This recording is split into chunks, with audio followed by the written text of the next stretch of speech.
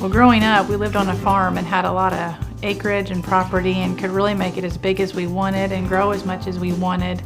Now that I have my own garden, I also like to preserve food with the food saver system.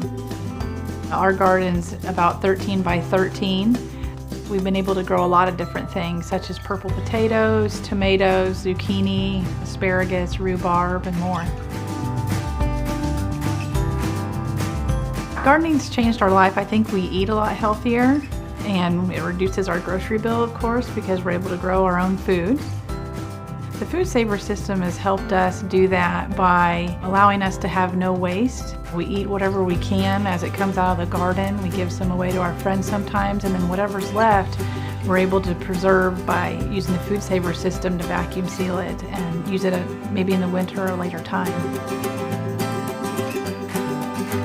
Our garden allows us to teach our own children how to grow their own food and produce, and when you put work into something, to wait and have patience and then watch it grow, and then you kind of reap the benefits of that, and then also to share with other people your abundance.